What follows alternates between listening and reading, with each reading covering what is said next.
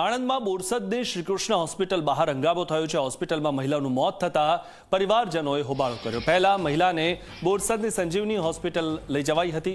પ્રસૂતિ માટે મહિલાને હોસ્પિટલ લઈ જવાઈ હતી અને સંજીવનીમાં ડોક્ટરની ગેરહાજરીમાં નર્સે ધ્યાન ન રાખ્યાનો પણ આરોપ થયો છે।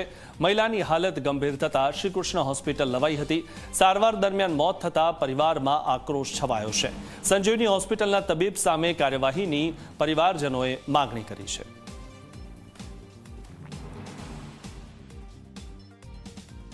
तो डॉक्टर आया तो सोनोग्राफी करी तो डॉक्टरे एवं कीधुं बधुं कम्प्लीट छे, बाळक कम्प्लीट छे, बधुं ज पेट में कम्प्लीट छे। क्या पछी ए लोकोए 11 नो टाइम आप्यो। 11 नो टाइम आप्यो पछी सिस्टरोए डायरेक्ट बोटल चालू कर दीधी। बोटल चालू करीने एमने 9 वागे डिलीवरी करावा लई गया अने तय अंदर कोई ज नतुं, खाली सिस्टर एकली ज हती, डॉक्टर हाजर नता।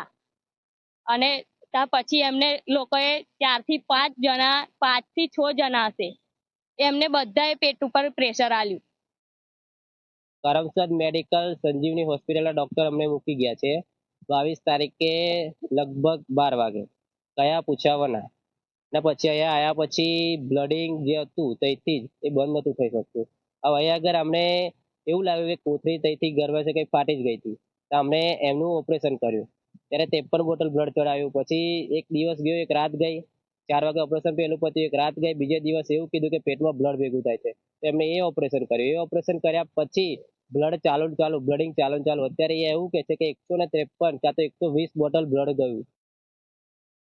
પરિવારના આક્ષેપો એવા છે કે નમ્રતાબેનની સંજીવની હોસ્પિટલ ખાતે જે સારવાર ચાલતી હતી ડિલિવરીની બાબતની અને એ ડિલિવરી દરમિયાન ડૉક્ટર જે છે કે તેમના સ્ટાફ જે છે એમના દ્વારા બેદરકારી અને નિષ્કાળજી રાખવામાં આવેલી છે અને એ બેદરકારી અને નિષ્કાળજીના કારણે વધુ સારવાર હેઠળ એમને કૃષ્ણા હોસ્પિટલમાં લાવવામાં આવ્યા હતા અને એમની બેદરકારીના કારણે નિષ્કાળજીના કારણે આ મરણ થયેલાની વિગત ધ્યાને આવેલા છે। એવા આક્ષેપો પરિવારજનોના છે।